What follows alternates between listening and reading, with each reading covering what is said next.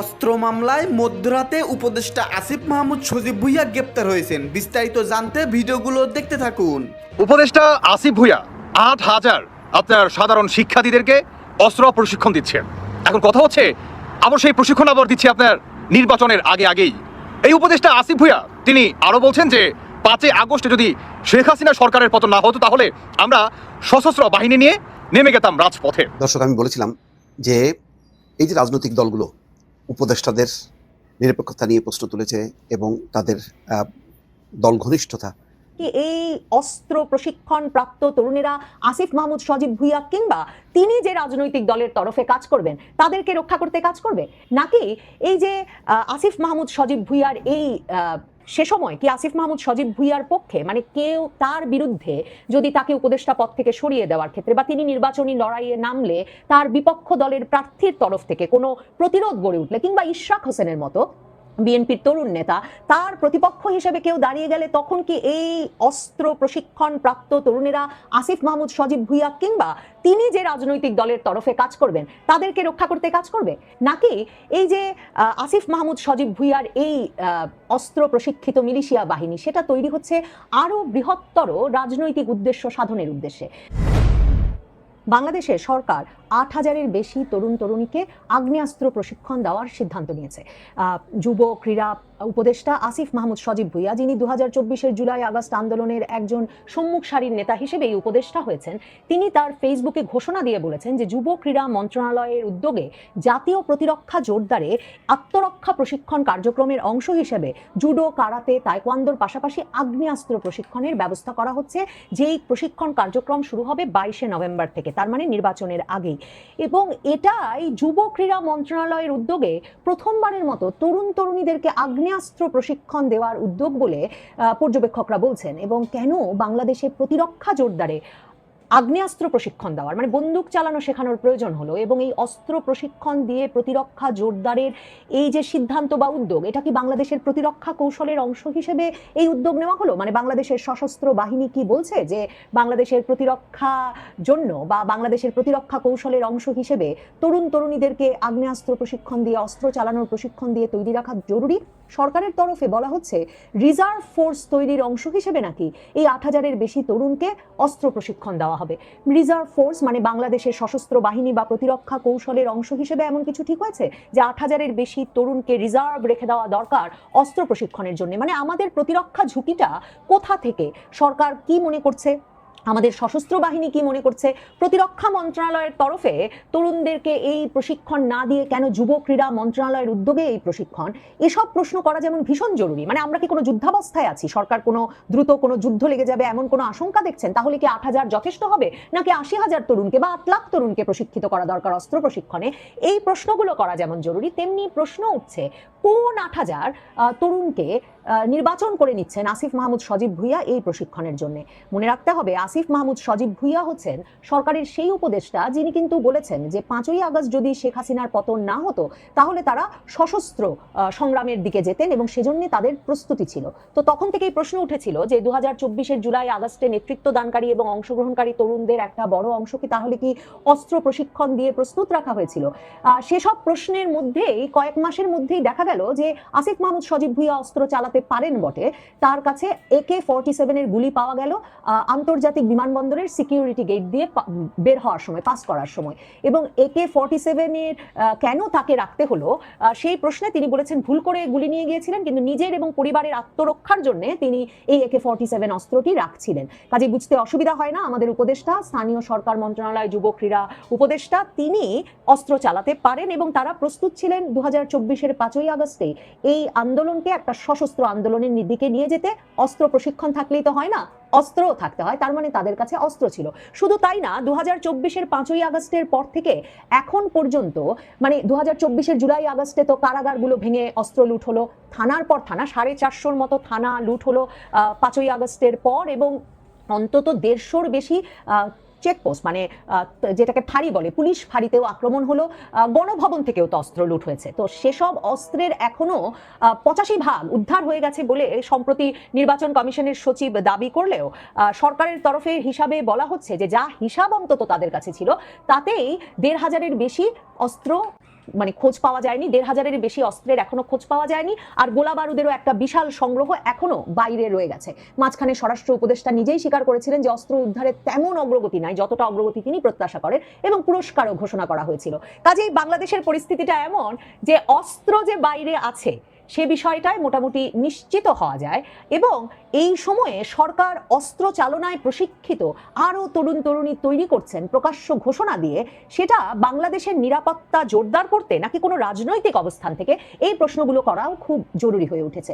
নাহিদ ইসলাম, জাতীয় নাগরিক পার্টির নেতা, আসিফ মাহমুদ সজীব ভুইয়ার ২০২৪-এর জুলাই আগস্টের আন্দোলনের সহযোগী সহকর্মী নাহিদ ইসলাম আগস্ট মাসে ঘোষণা দিয়ে বলেছিলেন যে তারা মনে করেন বাংলাদেশের প্রত্যেকজন তরুণকে অস্ত্র প্রশিক্ষণ দেওয়া জরুরি এবং তাদেরকে বাংলাদেশ প্রতিরক্ষায় সংযুক্ত করতে হবে। এই অস্ত্র প্রশিক্ষণের বিষয়ে এই ২০২৪-এর জুলাই আগস্ট আন্দোলনের বিজয়ী পক্ষ এই তরুণদের এই আগ্রহ, এই উৎসাহের কারণটা কি? অনেকেই মনে করেন যে ইরানের ইসলামিক রেভলিউশন গার্ডের মতো তারা একটা বিপ্লবী মিলিশিয়া বাহিনী গড়ে তোলার স্বপ্ন দেখেন, এবং এর পাশাপাশি এই তরুণদের ওপর তুরস্কের এরদোয়ানের ব্যাপক প্রভাব রয়েছে। এরদোয়ান যেমন টার্কির সেকুলার একটা সংস্কৃতির, মানে কামাল আতাতুর্কের যে রাজনীতি, যে সংস্কৃতি, তার বিপরীতে দাঁড়িয়ে ইসলামী ঐতিহ্য সংস্কৃতি উদ্ধারে, পুনরুদ্ধারে তুরস্কের প্রতিজন তরুণকে সক্রিয় অংশ নিতে হবে এবং তাদেরকে প্রয়োজনে অস্ত্র তুলে নিতে হবে একটা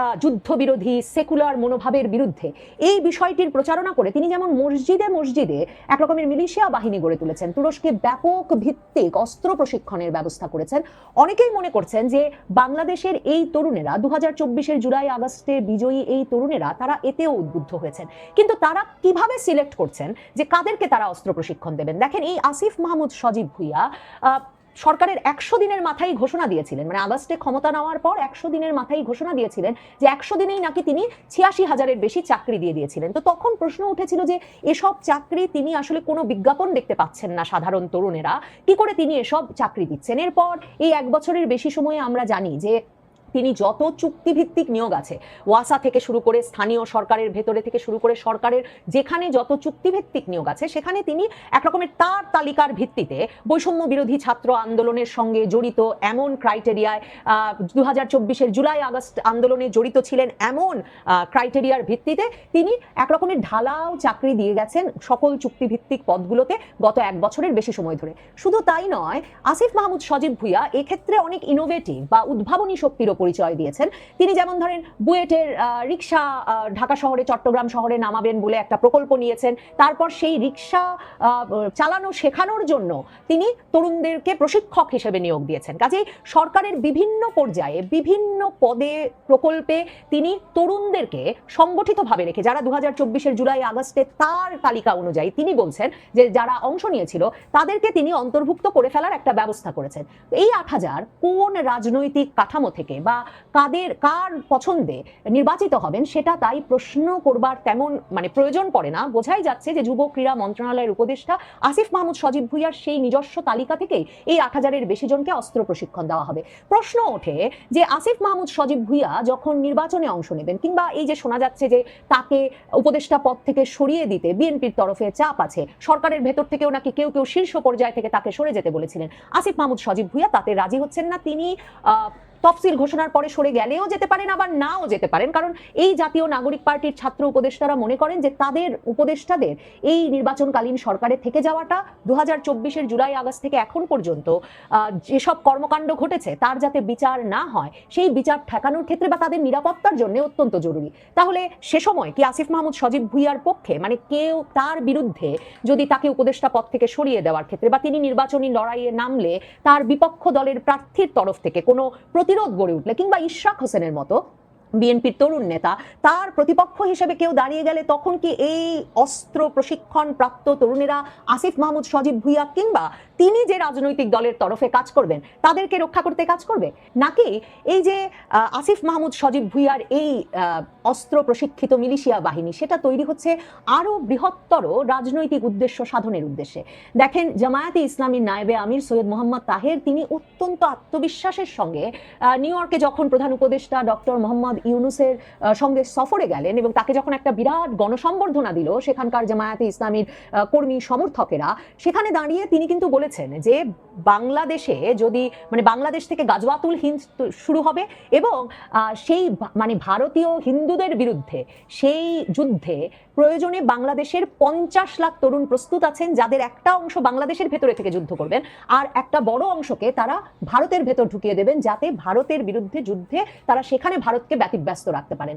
মানে এই যে গাজওয়াতুল হিন্দ বা উপমহাদেশে অমুসলিমদের সঙ্গে মুসলমানের লড়াইয়ে শেষ পর্যন্ত মুসলমানের বিজয়ের যে একটা যুদ্ধের ধারণা, যুদ্ধের কনসেপ্ট, একটা সম্মান মর্যাদার লড়াইয়ের যে বক্তব্য, যে উদ্বুদ্ধকরণের প্রক্রিয়া বাংলাদেশের রাজনীতিতে প্রবল হয়ে উঠেছে, তার অংশ হিসেবে কি এই সশস্ত্র প্রশিক্ষিত তরুণ বাহিনীকে তৈরি করা হচ্ছে? নাকি হাসনাত আব্দুল্লাহরা সেই ফেব্রুয়ারি থেকে যখন সেনাপ্রধান ওয়াকারুজ্জামান রিফাইন্ড আওয়ামী লীগ আনতে চান বলে তারা রাজপথে ওয়াকার না হাসনাত, হাসনাত হাসনাত স্লোগান তোলালেন, তখন থেকেই তো তারা বলছেন যে এই সেনাবাহিনীর কোনো প্রয়োজন নেই, এই সেনাবাহিনীর জায়গায় বাংলাদেশের তরুণেরা বাংলাদেশ প্রতিরক্ষার দায়িত্ব নিতে পারে এবং এই সেনাবাহিনী ভর্তি ভারতপন্থী সেনা সদস্যরা রয়েছে, এই ভারতপন্থী সেনা সদস্যদের চিহ্নিত করতে হবে, শাস্তির আওতায় আনতে হবে, পুরো সেনাবাহিনীর নেতৃত্বে রদবদল ঘটাতে হবে এবং সেনাবাহিনীর পরিবর্তে বরং বাংলাদেশের তরুণেরা বাংলাদেশের সীমান্ত এবং বাংলাদেশের সার্বভৌমত্ব প্রতিরক্ষার দায়িত্ব নিতে প্রস্তুত হওয়ায় এই বাংলাদেশের জন্য 2024-এর 5ই আগস্ট পরবর্তী বাংলাদেশের জন্য সমীচীন হবে। তাহলে কি হাসনাত আব্দুল্লাহদের ওই যে স্বপ্ন, মানে সেই জাতীয় নাগরিক পার্টি, এই তরুণ নেতৃত্বের যে স্বপ্ন যে বাংলাদেশের তরুণেরাই বাংলাদেশের প্রতিরক্ষার দায়িত্ব নেবে, এখানে কোনো আনুষ্ঠানিক প্রতিরক্ষা বাহিনীর প্রয়োজন নাই, সেই কনসেপ্ট থেকে, সেই ধারণা থেকে এই উদ্যোগ। দেখেন তুরস্কেও কিন্তু একই ঘটনা ঘটেছে। এরদোয়ানের বিপক্ষে 2016 সালে যখন একটা সামরিক অভ্যুত্থান ব্যর্থ হলো, তারপর থেকে এরদোয়ানের সঙ্গে সামরিক বাহিনীর যে ভয়াবহ সন্দেহ অবিশ্বাসের সম্পর্ক তৈরি হলো, সেটা কিন্তু রেজেপ তাইয়িপ এরদোয়ানকে আরো উৎসাহী করেছে সেনাবাহিনীর পাল্টা মিলিশিয়া বাহিনী বা যেটাকে মসজিদ ভিত্তিক সশস্ত্র তরুণ বাহিনী গড়ে তোলার প্রক্রিয়া হিসেবে অনেকে চিহ্নিত করেন, সেই মডেলটি কার্যকর করতে। তাহলে কি তরুণদের ভেতরে যেহেতু সেনাবাহিনীর প্রতি অবিশ্বাস, সন্দেহ, অশ্রদ্ধা এতটা তীব্র আকার ধারণ করেছে গত 1 বছরের বেশি সময়ে, সেই প্রেক্ষিতেই কি তরুণ নেতা আসিফ মাহমুদ সজীব ভুইয়া কিংবা জাতীয় নাগরিক পার্টির তরুণ নেতৃত্ব 2024-এর জুলাই আগস্ট আন্দোলনের বিজয়ী পক্ষ এমন একটা সিদ্ধান্ত নিলেন যে বাংলাদেশের তরুণেরা অস্ত্র প্রশিক্ষণ নেবেন? এখন আমরা যারা যুদ্ধে যেতে প্রস্তুত নই কিংবা যুদ্ধে যাওয়ার কথা শুনলে চমকে উঠি কিংবা বাংলাদেশ একটা বড় যুদ্ধে জড়িয়ে পড়ুক এমন কোনো সম্ভাবনার মানে সামনে না থাকলেই স্বস্তি বোধ করতাম, তাদের আসলে অনেক প্রশ্ন সামনে চলে আসে। সেসব প্রশ্নের উত্তর পাওয়ার কৌতূহল বাড়ে। কি যুদ্ধ, কার সাথে যুদ্ধ, কেনই বা যুদ্ধ করতে আমাদের সন্তানদেরকে প্রস্তুত হতে হবে, আমাদের তরুণদেরকে প্রস্তুত হতে হবে, সে প্রশ্নের উত্তর দেওয়া বোধহয় জরুরি শান্তিতে নোবেল বিজয়ী